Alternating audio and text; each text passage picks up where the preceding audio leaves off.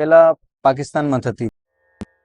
ખરડ મતલબ ટ્રેડિશનલ જૂનું સિંધી લેંગ્વેજનું એક વર્ડ છે અને ખરડ એ મતલબ એ છે કે જાડી અને ટકાઉ છે. અમારી પાસે એક જૂની કલેક્ટ કરી મેં રાખી છે, એ લગભગ ઓછામાં ઓછા 100 વર્ષ ઉપરની હશે.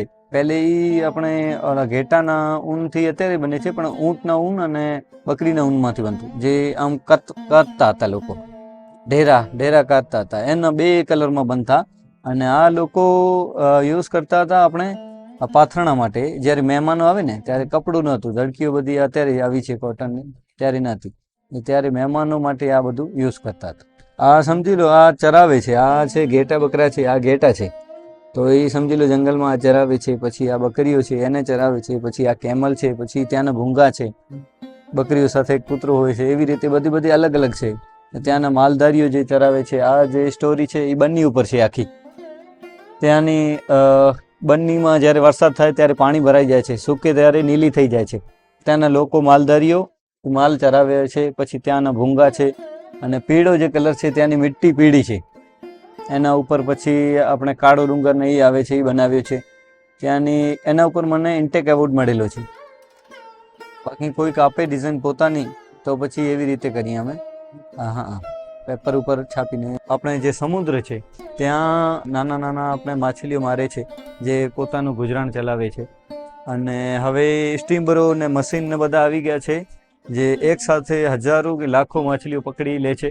અને આવા નાના માછીમાર છે, એની રોજીરોટી ઉપર સવાલ છે, તો એના ઉપર છે. જી, આ વિવિંગ કામ છે, વણાટ જ. આ શીપ વૂલથી બને છે ને તાણો કોટનનો હોય છે, અને નોર્મલી લૂમ હોય છે. 2 જણ બેસીને એને વીવ કરીએ છીએ એમ. એની લૂમ હોય છે નોર્મલ, અને એને ઉપર નીચે તાણા કરવા માટે એમનો એક લાકડીનો હોય છે, એને કહીએ છીએ અમે બંગારો.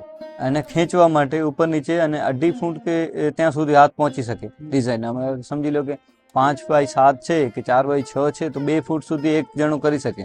પછી આ બેઠો એ 3-4 ફૂટ સુધી ન કરી શકે, તો એ સામેવાળો કરે.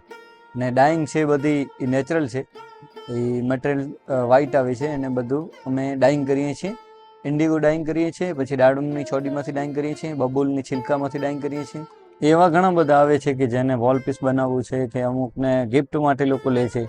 પછી નાના પીસ ફ્રેમિંગ કરવા માટે પણ લે છે. પછી એમાં અમે નાનું બનાવીએ છીએ, જે કોસ્ટર તરીકે યુઝ થાય છે. એમાં અમે બેગ પણ બનાવીએ છીએ. અમે અહીંયા 2 કે 3 ફેમિલી છીએ. એક મેરા ફુવા છે, એ કરે છે. પછી એના જે કાકાઈ છે એ કરે છે, અને હું કરું છું. આ લુપ્ત થતી કલા છે, હું ટકાવી રાખીશ.